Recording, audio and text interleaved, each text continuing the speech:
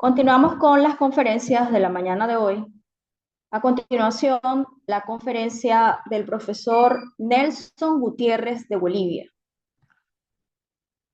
El profesor Nelson Gutiérrez es investigador antropólogo.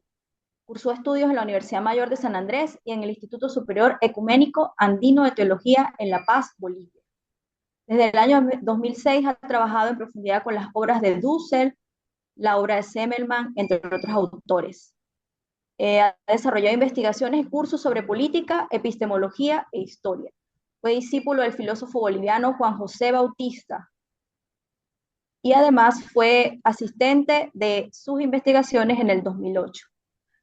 Participó y organizó los cursos impartidos por Juan José Bautista desde el año 2005 al año 2019, también acompañando las publicaciones de sus obras en Bolivia.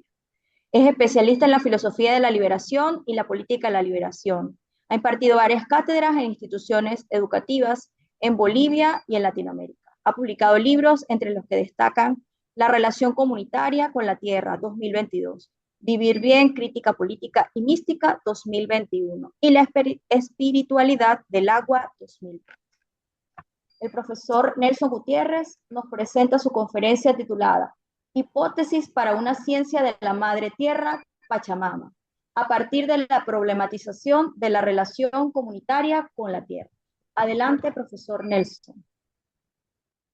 Muy buenos días, estimados hermanos y hermanas de Venezuela. Realmente para mí es un honor esta invitación que me hacen. Y pues bueno, agradecer también a la organización del Congreso. Me parece que es fundamental este tema, ¿no? Para poder avanzar en la liberación de nuestros pueblos en América Latina y en la Vía Yala. Me olvidé poner ahí en la presentación de la hoja de vida algo muy relacionado a la conferencia que impartí como docente de antropología de la nutrición por unos 4 años en la Universidad Pública del Alto, en donde también pude confrontar muchas de estas hipótesis que tenemos respecto del tema que tenemos que ver ahora con la madre tierra, la relación comunitaria con la tierra. En principio, esta fue mi investigación de tesis, ¿no? De licenciatura, que después la trabajé para poderla publicar y es esta que está acá, la relación comunitaria con la tierra, como ya lo han anunciado. Y lo que de fondo vamos a trabajar esta mañana en el tiempo que tenemos es una hipótesis para una ciencia de la madre tierra, ciencia de la Pachamama, que es como el supuesto que está detrás del esfuerzo de investigación que tiene que ver con plantear este tema de la relación comunitaria con la tierra. Entonces hay algunos puntos que me voy a ir avanzando brevemente, que no se puede desarrollar por el tema del tiempo, y luego me voy a detener en lo que es la relación con la madre tierra. Me parece muy importante el diálogo con los anteriores conferencistas, que me pareció muy interesante lo que propusieron, y a partir de esto quizá se pueda pensar en una agenda a futuro para seguir en este tipo de debates y diálogos sobre todo este tema que me parece crucial en la actualidad. Primer punto, no se podría hacer lo mismo que se ha hecho en la modernidad, digamos, suponer estar por encima de todas las demás culturas y de todos los demás espacios geográficos en el tiempo largo, histórico y en el tiempo que estamos viviendo. Por tanto, es preciso aclarar que esta hipótesis que vamos a plantear es específicamente pensado desde los problemas bolivianos que nos ha tocado evidenciar, especialmente en el plano político histórico. Desde Bolivia hay un punto fundamental que tenemos que superar, que es el problema del colonialismo, el problema colonial. En estos años ha sido muy importante este problema, que sin embargo necesitamos, me parece, ampliarlo de tal forma que nos permita tener un enfoque muchísimo más largo y mucho más profundo. En efecto, se podrán dar cuenta que aclarar el problema, cuando empieza el neoliberalismo, cuando empieza también, me parece otro problema, la posmodernidad y la modernidad misma, con lo colonial en primera instancia nos parecería algo todavía mucho más lejano, ¿no? Pero es todavía muchísimo más complejo de lo que nosotros mismos hemos podido evidenciar, y a veces es bastante fácil decir que el problema es colonial, pero no nos damos cuenta que a veces estamos a nombre de esto demarcando otros problemas, ¿no? Que tienen que ver, pero no están del todo claros, como por ejemplo el neoliberalismo, la posmodernidad. En el fondo, el colonialismo sigue, digamos, de alguna forma desarrollándose. Y este tiene que ver mucho por ejemplo, estaba hablando el anterior, hermano, es muy interesante, que también es parte de mi problematización, la relación, sujeto-objeto en cuanto a la tierra. Ahorita vamos a entrar justamente sobre eso.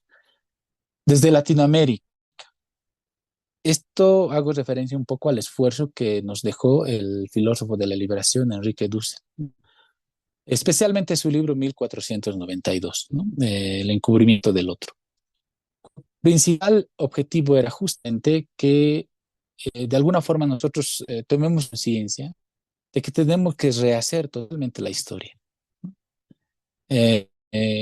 Que se parte siempre de la idea de historia universal, eurocéntrica y también helenocéntrica, y donde nos, especialmente los pueblos indígenas, crecemos como un objeto más, cuyo sujeto es el ser humano blanco, occidental, europeo, norteamericano, que ha dominado el mundo, ¿no? Entonces, desde esa perspectiva es muy importante que nosotros tomemos en cuenta desde dónde estamos hablando. Mi maestro, el profesor Juan José Bautista, trabajó por muchos años y logró sistematizar justamente esta reflexión que en principio era dusseliana, con un libro que se llama ¿Qué significa pensar desde latino? Entonces, nosotros como seguidores del profesor Juan José Bautista vimos de primera mano cómo esto se iba a desarrollar y cómo él iba trabajando en diálogo con sus maestros al mismo tiempo. Y la necesidad de hacer esto tenía que ver con que nos sepamos situar en los problemas tanto políticos como económicos, del mismo modo tan existenciales y por último espirituales. Con esto tiene que ver también con el problema de lo que el profesor Juan José Bautista llamaba el pensar desde lo amerindio o en este caso desde Abel. Y esto fundamentalmente es porque no es el mismo problema en principio, pero está muy relacionado. Y en este caso tiene que ver en gran medida con que recientemente nosotros en los seminarios que estábamos dictando este mismo año, 2024, sobre la obra de Guamán Poma de Ayala, por ejemplo, nos dimos cuenta que estamos muy alejados de nuestra propia historia, ¿no? Estamos existencialmente, espiritualmente, socialmente, culturalmente y de hecho económicamente, psicológicamente, totalmente alejados de nuestra historia. Casi no sabemos nada. Esto tiene que ser el punto central para poder guiarnos. Pues no ocurre lo mismo con los sujetos dominadores. Los sujetos dominadores han creado un relato hacia la Europa. Tienen una interpretación de los griegos y que asumen unos cuantos filósofos para poder decir que ellos al mismo tiempo, como fue la arrogancia, por ejemplo, aristotélica, de decir lo que hacen los sujetos griegos es universal, mientras que lo que hacen los sujetos bárbaros nunca va a ser universal, sino va a ser particular. Del mismo modo, ellos tienen muy bien evidenciado y asumido que son los sujetos universales, y eso se basa no solamente en un tema filosófico, sino podría ser tal vez la máscara, es sobre todo espiritual, es un proyecto religioso y no tiene que ver solamente con el cristianismo, es muchísimo más atrás. Y esto me parece muy importante que desde el pensamiento, sobre todo que quiere recuperar lo ancestral, tiene que volver a problematizar algo que se problematizó de alguna forma en el siglo XX, de alguna forma cuando se hace la crítica a los nazis, ¿no? A los filósofos que estaban incluso en pro del nazismo. Entre ellos, por ejemplo, la filosofía de Martin Heidegger, del cual mucho se ha discutido, se ha hablado, pero por ejemplo la obra de Mircea Eliade, que fue citada muy interesantemente también acá, es contra esto, ¿no? Hablar del eterno retorno es otra interpretación de los griegos. Y esa otra interpretación de los griegos, sin embargo, en el fondo también suponía y no discutía el problema del colonialismo, y que me parece muy importante ahora debatir. Entonces, el pensamiento desde Ayala, desde Latinoamérica, ambos están congeniados en el problema de la liberación, ¿no?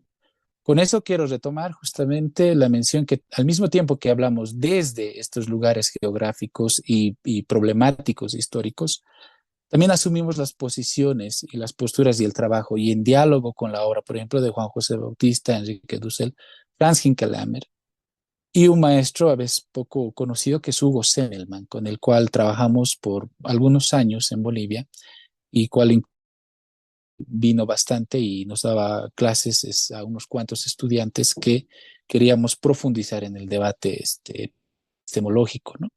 Él fue maestro de Juan José Bautista en México y es como un legado quizá que tenemos que no soltar, tenemos que desarrollar y que me parece a mí muy interesante y cual quiero agradecer a toda la República de Venezuela, a todos los hermanos venezolanos que dieron mucha cabida al profesor Juan José Bautista y estamos eternamente agradecidos porque es algo que se tiene que plantear y tiene una potencialidad muy grande y a veces no se encuentran los espacios, porque es obviamente claro que para las universidades de primer mundo lo que les va a interesar es profundizar el hoyo, ¿no? Están dentro del hoyo, han cavado un hueco y no tienen otra salida más que seguir cavando.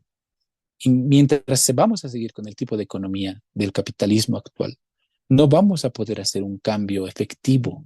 Por tanto, es un problema muchísimo más grande del que parece en primera instancia. Entonces, hay un debate en esta perspectiva que yo la y ya hace bastante tiempo, un poco este libro que les voy a hablar en el poco tiempo que tenemos, y la necesidad de hacer una ciencia de la madre tierra, es un debate fuerte, es una postura distinta de la antropología occidental, ¿no? Contra la antropología occidental y contra la filosofía occidental, la modernidad, también la posmodernidad. Tiene que ver con el reto del rescate cultural. Y este rescate cultural no puede ser efectuado sin reconocer, en principio, la espiritualidad de los pueblos, ¿no? Por tanto, es un tema muy de fondo que me parece que lo vamos a tener que trabajar en siguientes oportunidades, quizás de manera mucho más profunda, para poder avanzar. El contexto temático, que es como un poco digamos, si se quiere, la reflexión última que podemos hacer del proceso boliviano, sobre todo del proceso político boliviano de los últimos 20 años. Se puede resumir en tres temas que hace unos 6 años atrás, con un grupo de investigadores terminamos como sistematizando y que estamos publicando recientemente y sacando estos años, los años siguientes también, más investigaciones. La descolonización como un eje y criterio fundamental, el vivir bien, ¿no? Hace un momento se hablaba muy interesantemente desde el tema de la filosofía zapoteca que escuché, de cuando se ha sembrado mal, ¿no? O hay que sembrar bien. Todo esto tiene que ver con el vivir bien, pero hay que aclarar bastante lo que significa la completitud de la vida, la plenitud de la vida, ¿no? Eh, y el Estado plurinacional, que es como la respuesta histórico-política sobre la cual puede haber un proceso. Que dentro del proceso haya muchísimas complicaciones, eso es parte de la vida. Que dentro del proceso vaya a haber vicisitudes y problemas, eso es parte y hay que saber asumir, ¿no? Entonces, estos tres elementos temáticos son el contexto, digamos, de discusión que están también detrás de esta reflexión, de esta necesidad de cambiar el paradigma occidental de la ciencia, que tiene que ver con plantear una nueva ciencia, que en este caso sería la ciencia de la madre tierra, ciencia de la Pachamama. Entonces, segundo punto, para poder entrar un poquito de modo esquemático, digamos, como tareas que se tendrían que hacer, podemos ver un poco el tema de la madre tierra, ¿no? De la ciencia de la madre tierra. Eh, en principio hay que entender esto del Pachacutic desde nuestra perspectiva, ¿no? Es una crítica también a la idea histórica de que se basa de una idea obviamente lineal de desarrollo y siempre ve la agricultura, por ejemplo, en esa perspectiva, ¿no? Como desarrollo, incluso puede ser desarrollo sostenible, pero lo que está detrás de esto es una filosofía de la historia. Una filosofía de la historia que en última instancia nos va a remitir también a las filosofías del fin de la historia, escatológicas, apocalípticas occidentales del fin del mundo, en el cual en el fondo, según nuestras investigaciones y trabajo, Es un fundamento ontológico occidental. Por ejemplo, voy a citar a Hegel, ¿no? Al filósofo Friedrich Hegel, que en un libro, por ejemplo, les doy el dato, que se llama El cristianismo y su destino, eh, el futuro del cristianismo y su destino, si no me equivoco, hay una parte que Hegel relata sobre Noé, ¿no? Sobre el diluvio universal. Entonces, cita la parte en la que pasa el diluvio y Dios le dice a Noé, ¿no? Le dice, ahora tú puedes, te voy a dar la potestad para que tú puedas dominar a la tierra. Así le dice, ¿no? Pues dominar a la naturaleza. Tú tienes que dominar a la naturaleza. Tú ya puedes hacerlo. Entonces Hegel utiliza esto como base fundamental para decir que el sujeto que tiene autoconciencia es el sujeto que necesariamente tiene que dominar primero a la madre tierra. Tiene que, de alguna forma, abolirla. En el concepto occidental verticalista del poder, tiene que aplicar su poder sobre la tierra.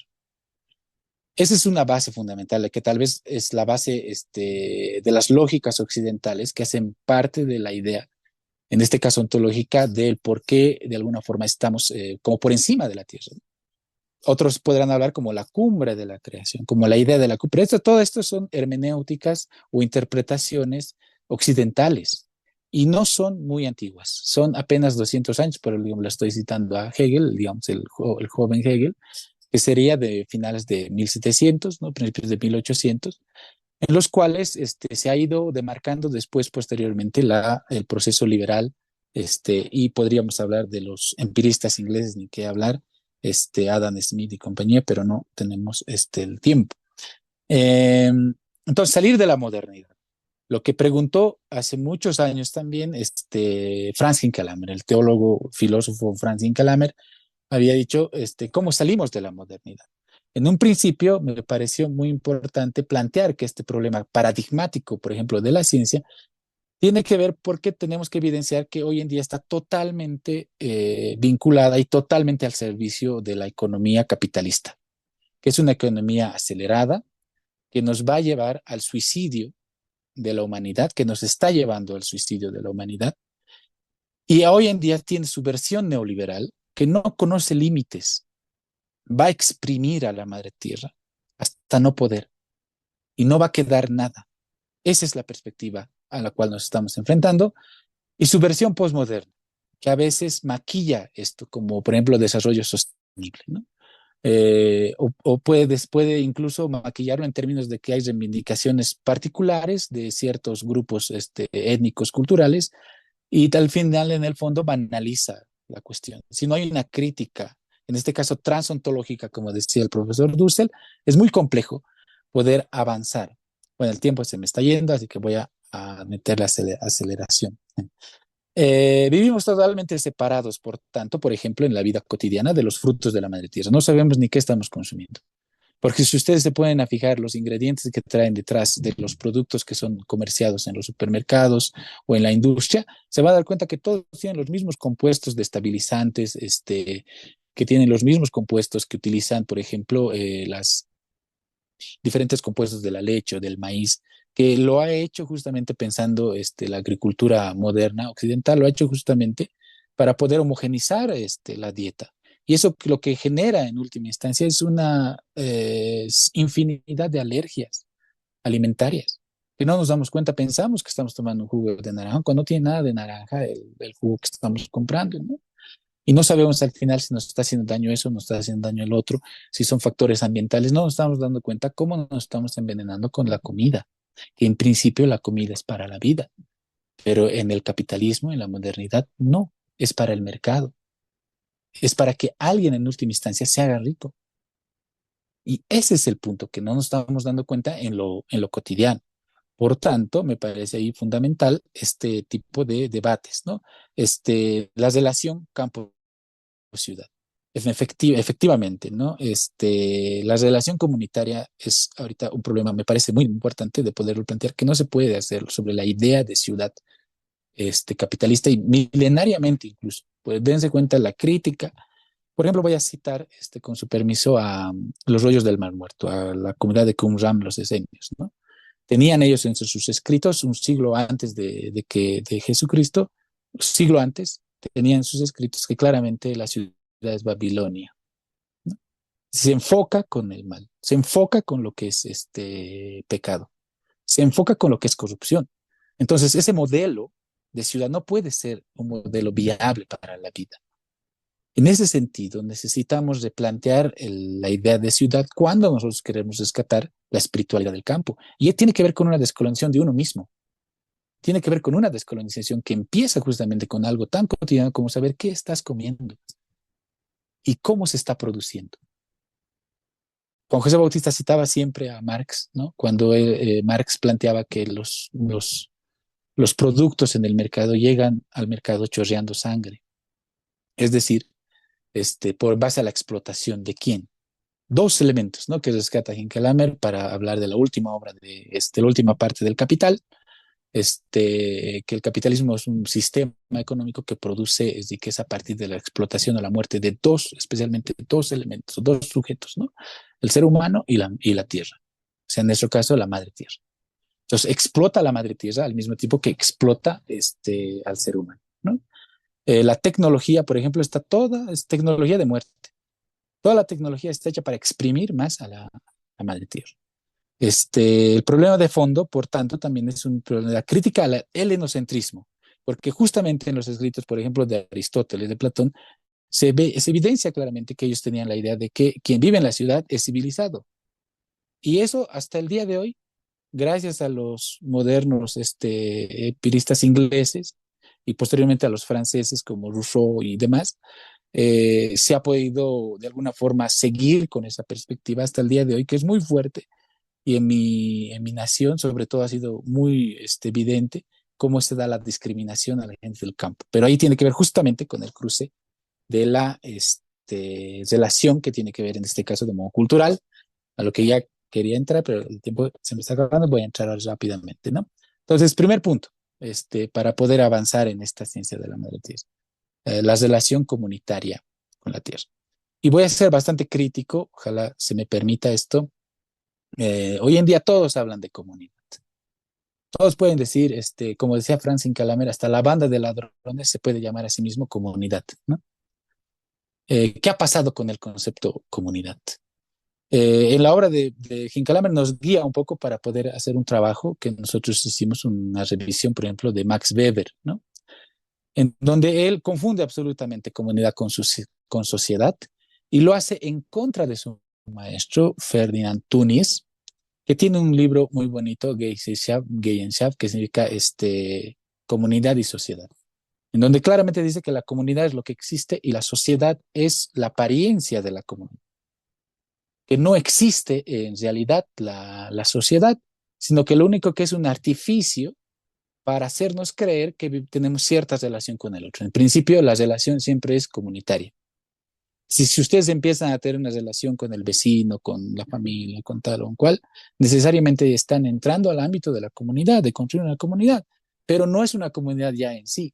Pero claro, para Weber todo es comunidad porque ya a la nación le llama comunidad política. Y su concepto de comunidad se llega a ser tan formal que solamente se basa en ciertos rasgos de apariencia, digamos, de un sector u otro, lo que hace justamente esta apariencia que en realidad de lo que él está defendiendo es la vida en sociedad, ¿no? Eh, entonces, ahí empezaba un problema, porque tenía que discutir sobre qué significa comunidad, pero en el sentido del IU, de la marca, de lo que hay en los Andes, no en el sentido de sociedad. Y ahí era donde justamente teníamos, o yo tenía el problema, entonces me fui a vivir a una comunidad, estuve mucho tiempo ahí, y me di cuenta por eso es que todo es bastante espiritual. Y así como un debate con la antropología estructuralista, por ejemplo, Marcel Mauss, entre otros, sí en efecto encontré que hay, en principio, lo que une a la comunidad es una deuda. Hay unas comunidades en Perú, casi frontera con Bolivia. Encontré en otro investigador, ¿no? Que encontré muy interesantemente y eso me inspiró bastante, que ellos solamente decían que hacen agricultura por hacer vivir la tierra. ¿Y por qué tú tienes que hacer vivir la tierra? porque tú le debes la vida a la tierra. Interesantemente, el concepto, por ejemplo, de descanso de la tierra, yo lo describí bastante largo en mi investigación y encontré, por ejemplo, los ciclos de descanso de la tierra, ¿no? Cómo se hacía los ciclos, cómo se sigue siendo alguno, bueno, pero se ha ido perdiendo bastante por los procesos justamente que ha habido desde 1952 en mi país en adelante, lo que se llama las ainocas, que son espacios comunitarios grandes que preexistían, y ahora es más trabaja con las hayañas, que son espacios de cada familiares, ¿no? Pero las ainocas, y este es el sistema que había de muchísimos años, y he datado casi arqueológicamente, por el siguiente elemento que les voy a contar rápidamente, que es un sujeto fundamental que me permitiría a mí replantear la idea de sujeto. Nos tiene que permitir replantear la idea del sujeto mismo, ¿no? El Kamani. El Kamani. Eh, pero para ir con un poquito con calmita, voy a mantener esto del tema del descanso de la tierra porque me estoy apurando para poderles explicar. Quisiera contarles muchas cosas, pero el tiempo no me va a dar. El descanso de la tierra, justamente, ¿por qué tiene que descansar? Decía, ¿no? En principio le tienes que tener este respeto, le tienes que tener una forma cariño, ¿no? Le tienen mucho cariño, mucho respeto. Y decían, por ejemplo, los revolucionistas comunistas, digamos, del 52, les habían dado el concepto a las comunidades aymaras que tienen que hacer, que no puede haber suelo ocioso, ¿no? Entonces el suelo ocioso tiene que ser revertido al Estado. ¿Y qué entienden las comunidades aymaras desde ese tiempo hasta el día de hoy, ¿no? ¿Qué entienden por suelo ocioso? Es el espacio de tierra, para ellos, el espacio de tierra que no pasa fiesta. ¿Qué es la fiesta acá y cómo funciona en las comunidades? Es un elemento fundamental, ¿no? Eh, la comunidad, digamos, son unas pequeñas, son unas 50, 60 familias. Cada una tiene una categoría, ¿no? Del 1 al 50. Entonces va rotando por año los cargos. Entonces se dice cuando tú asumes, no solo asumes tú, sino la tierra, la sayaña, que eres tú, asume también el cargo político. Entonces la idea es que estamos en una relación tan imbricada, tan conectada una con otra, que la tierra, si la tierra se enferma, es porque yo también estoy haciendo cosas para que se enferme. Si mi tierra está yendo mal, es algo que me va a pasar a mí. Y si es que yo estoy haciendo mal como autoridad, toda la comunidad termina estando mal, ¿no? Entonces ahí viene este elemento fundamental que todavía se sigue diciendo Yapucamani, hay otros términos que utilizan, pero esto es arqueológico. El Kamani tiene sus casitas en los cerritos, ¿no? En los cabeceras del valle y en los cerros que hay en el altiplano. He encontrado arqueológicamente que efectivamente hay desde un siglo antes de Cristo, por ejemplo, evidencia de estas casitas de los camanis, ¿no? Que estaban cerca a Tiwanaku, especialmente alrededor del lago Titicaca. ¿Y quién es el camani? El camani cuida a la tierra, esa es su principal función. Yo en primera instancia y dentro de mi proceso de desconexión que va a ser hasta que yo me muera, creo, pensé que el cuidado era de que no haya gente o las vacas, los animales que no pisen, ¿no? O que los tractores no pisen la tierra, o que este tipo de cuidado, o sea, muy occidentalmente. Pero después me di cuenta y empecé a entender que el cuidado que hace el camaní es totalmente espiritual. La idea es la siguiente, y me parecía muy interesante que hablen de la papa, ¿no? La papa tiene también un alma que se llama Ispaimama.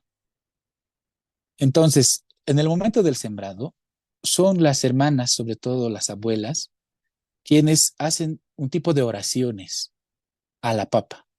Es un tipo de recomendación y a veces peticiones, ¿no? Que se le hace en realidad a la Ispaimama, que es una papa elegida de todas las demás papas de la cosecha anterior, que tiene que tener más ojitos, se le dice aquí, estos son los huequitos, y hacen este ritual donde después lo pone dentro de la tierra y le encomienda y le dice que tenga muchos frutos, ¿no?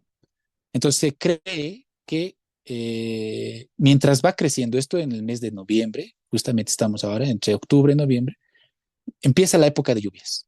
Y con eso viene el tema de los ancestros, que están relacionados con las lluvias. Y las fiestas van de noviembre hasta carnaval. La Navidad, por ejemplo, aquí en muchas comunidades se hace figuras de barro. Estas son las illas, tienen que ver para la producción. Y se hace bailes y todo está relacionado con este tiempo de la lluvia de los ancestros, ¿no? Entonces es un tiempo muy especial. Entonces el Kamani empieza su trabajo justamente ahora en noviembre y va hasta mayo, hasta la fiesta de la cruz. Entonces va hasta mayo porque ahí es donde ya empiezan las cosechas, hasta mayo y empieza a cosechar. Pero ¿qué es lo que hace el Kamani? Su encomendación es la siguiente. Las papas chiquitas están como naciendo. Entonces hay la idea de que su alma o su ajayu, digamos, de la papa es bastante débil al nacer. Entonces hay factores externos que son conocidos acá como sagras o almas negativas de estas almas pequeñas o papitas chiquitas que están naciendo. Y estas son la helada, el granizo, son demás elementos que pueden causar que mueran al nacer, ¿no? O cuando están pequeñitos. Entonces el Kamani tiene que alejar al granizo, a las tormentas, pero él tiene que dialogar con estas, en principio, ¿no? Entonces, un buen Kamani es alguien que sabe dialogar con estas y les sopla y los aleja y entra en diálogo. Entonces, el Kamani tiene que saber ciertos elementos casi mágico-místicos, digamos, de poder entender los factores de nuestra realidad, de poder saber relacionarse en buena manera y en armonía con la tierra. Pero obviamente también hay la crítica interna de que hoy en día lo que primero que hacen es como pelear con el granizo, pelear con la helada, pelear con los desastres naturales, ¿no? Y entonces se utiliza elementos como el fuego, entonces los empiezan a quemar, empiezan a botar petardos o cohetes al cielo para poder disipar, etcétera, etcétera. Entonces es una práctica mal vista, pero ya la empiezan a hacer porque también es un problema que ha empezado a haber mucha necesidad de producción mayor, de monocultivo, etcétera, etcétera. Y todo eso también afecta hoy en día a la comunidad aymara. Pero en principio se sigue manteniendo un poco la tradición de este personaje de Kamani que anda todo de negro y que cumple esa función.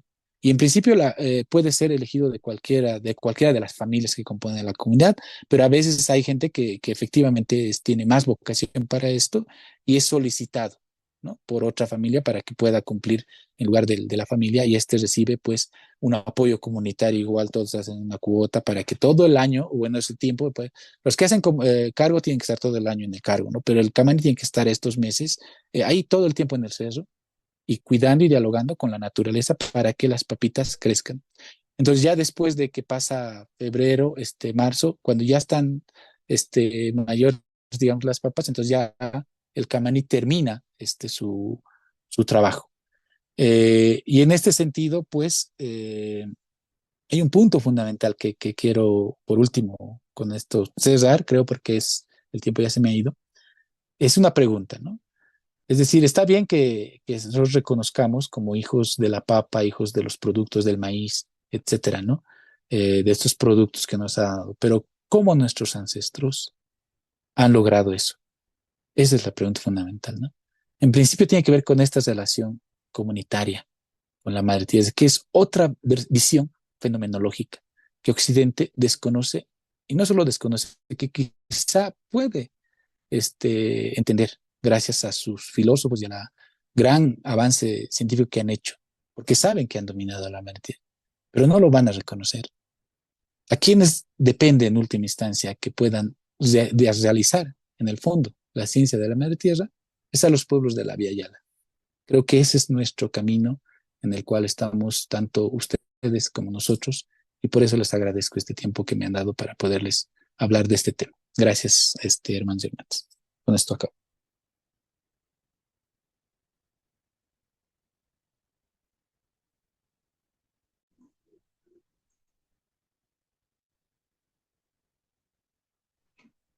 Bueno, vamos a dar inicio al ciclo de preguntas para el profesor Nelson.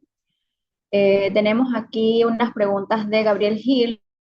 Nelson, ¿qué opinas del pensamiento de Fausto Reinaga? ¿Cuál es su lugar en el pensamiento decolonial boliviano?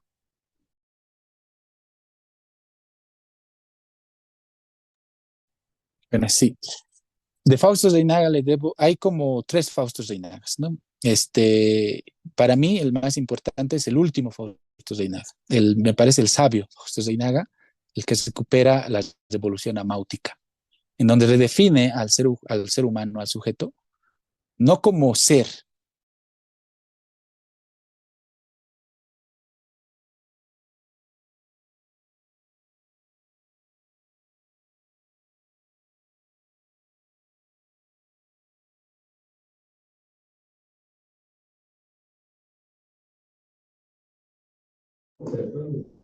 Profesor Nelson,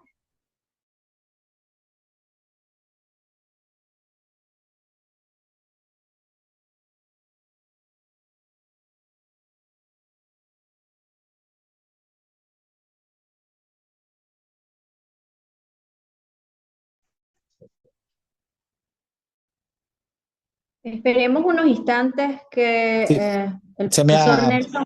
Ok, bien, se me bien, había profe. pasado, les decía, ¿no? Hace la crítica al ser, ¿no? Al ser helénico y especialmente europeo.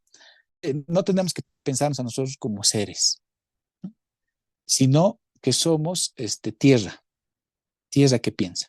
Es el concepto de Fausto Reinaga. Y yo lo pondría más en el último Fausto Reinaga, para mí es muchísimo más importante que el Reinaga de la tesis india, ¿no? De la revolución india, que en gran medida es muchas cosas que de alguna forma él desarrolla a partir de una versión de Marx clásica. La última parte de Reinaga me parece más que importante, no solo para Bolivia, sino que me parece el primero como que en términos de filosóficos ha querido, con muchos otros que eran también sus maestros, como Gamaliel Churata, por ejemplo, que han querido polemizar sobre todo, y por ahí va el punto, porque tenemos que dar una respuesta a la filosofía occidental. Si nos quedamos solamente con la posición nuestra, digamos, local, entonces va a ser muy difícil que esto se vaya a poder desarrollar en el largo tiempo. Entonces Reinaga se enfrentó en sus escritos y el último Reinaga dijo, más allá de esto, en realidad no es tanto que seamos indios o que seamos tal o que seamos, sino que darnos cuenta que no somos, sino más que hijos de tierra. Somos tierra que piensa, ¿no? Eso decía Reinaga y me parece muy importante y gracias por la pregunta. Otra pregunta, si hubiera. Sí, también Gabriel nos pregunta, o le pregunta, perdón, desde las lógicas decoloniales, ¿cómo debe prepararse Bolivia para evitar que sea expoliada y destruida culturalmente por la explotación y extracción imperial del litio, el nuevo mineral requerido por la modernidad capitalista para implementar la falsa transición energética? Sí, este es un último trabajo que estamos haciendo al año, va a salir publicado, que me parece que es fundamental, que tiene que ver con la pregunta que están haciendo. Un poco el tema de colonial ahí entra en cuestión, que es muy importante debatirlo, es la relación posmodernidad-neoliberalismo. Es fundamental de que la base de la perspectiva de colonial no sea la posmodernidad. Es necesario darse cuenta que la posmodernidad nos vuelve a llevar al neoliberalismo. Y eso es un poco lo que estamos trabajando recientemente y exponiendo un poco la paradoja que ya habló, por ejemplo, René Zabaleta Mercado, la paradoja de lo señorial, de cómo empiezan los sujetos revolucionarios y a la última instancia terminan siendo ellos, ¿no? Los que dominan, como también alguna vez lo escribió en sus novelas de 1984, este autor Orwell, ¿no? George Orwell, ¿no? En ese su fábula de la granja, ¿no? Y en ese sentido, me parece que el no cambiar de racionalidad en el fondo y mantener la perspectiva postmoderna nos va a llevar obviamente a la perspectiva neoliberal. ¿Y qué es el neoliberalismo? En el fondo es un conservadurismo de decir, por ejemplo, tenemos que vender nomás a las potencias el litio porque no tenemos de otra. Ese no tenemos de otra es recaer en el neoliberalismo. Y es un problema, ¿no? Era un problema desde el principio. Y va a seguir siendo, yo creo que no es solamente en el caso de Bolivia. Me parece que es el caso de toda Latinoamérica y África, por ejemplo, de todo tercer mundo, lo que llaman tercer mundo, ¿no? De cuando nosotros usamos nuestros recursos para nosotros mismos, tiene que ver desde bajo la perspectiva de una filosofía para la vida.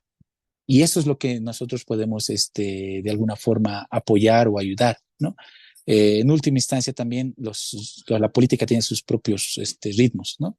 Y la necesidad de una intelectualidad latinoamericana de Ayala a Amerindia es fundamental para que los políticos luego no se vayan perdiendo en el camino. Creo que ese es nuestro papel que tenemos que hacer. Y en efecto, pues las tragedias ocurren. Y la experiencia que tenemos, creo, compartida en América Latina, es que estamos bajo la misma dominación, ¿no?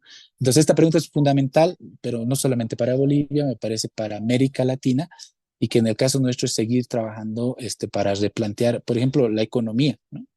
La economía no hay otra perspectiva hasta el día de hoy que se haya sido trabajada de modo serio y profundo. Y eso nos está pasando factura, ¿no? Eso es lo que les puedo comentar desde mi país, ¿no?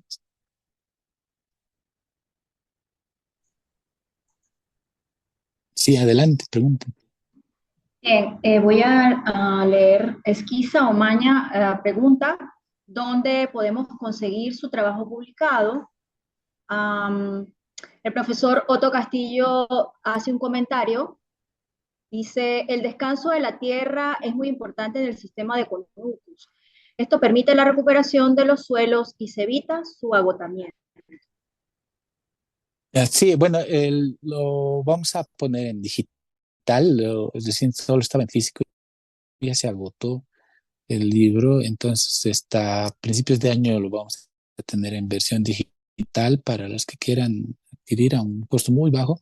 Y después lo vamos a liberar con todo gusto. Si a alguno le interesa, también me puede escribir al interno para ver cómo lo hacemos llegar, ¿no? Con todo gusto, ¿no? Ahora, el otro tema del descanso de la tierra, en principio sí es fundamental el concepto, que me parece que se puede retomar en la disciplina misma de la agricultura o cualquier otra disciplina relacionada, porque cuando hablamos de descanso ya estamos reconociendo que algo está vivo, ¿no? Que algo tiene un tiempo en el cual, por mucha acción que hace, no es infinita. Mientras que el concepto de objeto, el objeto, por ejemplo, no lo identificamos como algo que necesite descansar. Esto es la máquina, ¿no? La máquina vemos que puede seguir, digamos, solamente hay que cambiar los engranajes, hay que cambiarle esto, una que otra cosa. Pero aquí en Bolivia todo tiene que descansar, incluso los electrodomésticos, todo siempre se habla del descanso porque tenemos una perspectiva relacional en cuanto a sujetos, ¿no?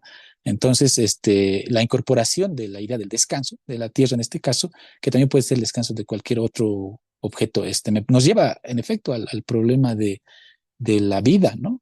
Del ánima. Y la discusión ahí me parece fundamentalmente es con Aristóteles sobre el ánima, sobre lo que está vivo, ¿no? Otra pregunta, por favor, si tuvieran. Profesor, tenemos dos Gracias, preguntas gracias. más. Tenemos dos preguntas, gracias a usted. Tenemos dos preguntas más en el chat. No sé si sería posible que usted pudiera responderlas directamente allí. Tenemos una pregunta de Gabriel Gil, otra, y de la compañera Esquiza Omaña. Ya que quisiéramos darle el pase a la siguiente conferencia del profesor Ollantay Ipsana para seguir en el ciclo. ¿Es posible, En profesor? efecto, claro, con todo gusto, yo solo Ok, ok. despedirme, agradecerles una vez más, están muy importantes el trabajo que están haciendo, y pues allá desde Bolivia, que siga el evento. Chao, chao. Bueno, muchas gracias, profesor, por su intervención, por su conferencia, por compartir. Esperamos tenerlo próximamente en otras actividades de la Academia de Ciencias Agrícolas de Venezuela.